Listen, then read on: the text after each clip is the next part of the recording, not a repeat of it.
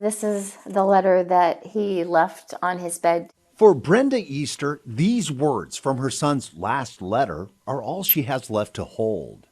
He said, thank you all for wanting to help. But I can't be helped. Love, Zach. Zach was a star linebacker at a high school outside Des Moines, Iowa. He loved every minute of it. Zach played a lot of minutes, beginning with full contact football in 3rd grade.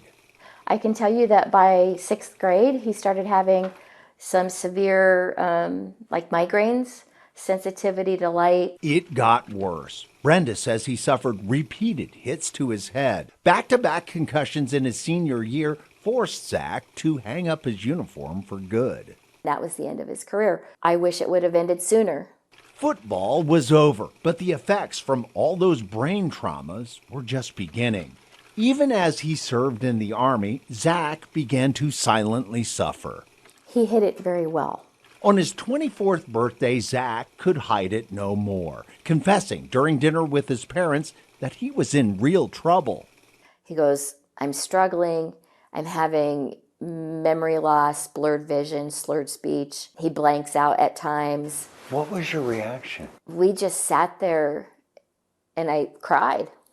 Zach began to unravel, and endless doctor visits gave no clarity. It wasn't till the very end where he was starting to ask the doctors, is this because of my concussions? Brenda says Zach suspected he was suffering from chronic traumatic encephalopathy, or CTE, a degenerative and deadly brain disease similar to Alzheimer's, brought on by repeated brain injuries, including concussions.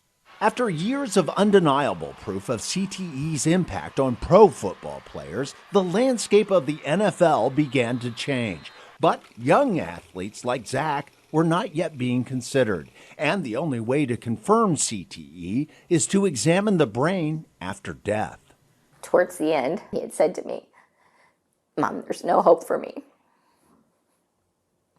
I want my brain donated to science. In 2015, the week before Christmas, Zach ended his agony with a shotgun at a nearby park.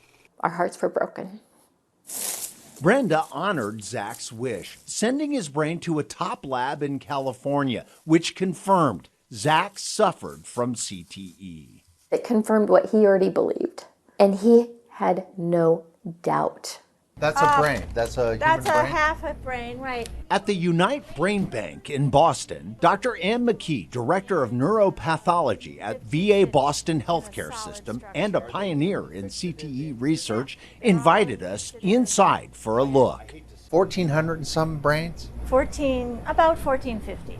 And to discuss her latest groundbreaking study, which reveals a startling number of CTE cases in young athletes. We have kids that are coming in with brain damage, and that brain damage is significant. Dr. McKee and her team examined the brains of 152 people, all under the age of 30. Most of them had played football, soccer, hockey, and other sports only at the high school and college levels. 63 tested positive for CTE. That's 41%. The youngest brain confirmed with CTE came from a 17-year-old.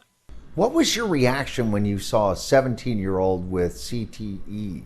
There's no way I can look at this and not be completely horrified. And her study identified the first American female athlete with CTE, a 28-year-old soccer player. I think there are many women at risk for CTE. All the CTE cases, Dr. McKee says, are preventable. I need to speak for these families who've had this terrible tragedy that I know didn't have to happen.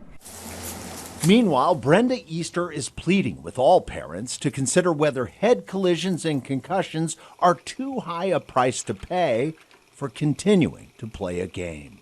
There's no need for you to continue doing something that may continue to harm your brain. Think about the future. Dwayne Pullman, Local 12 News. Hey there, thanks so much for visiting the Local 12 YouTube channel. Click the links, hit subscribe to get notified anytime we post content to this channel.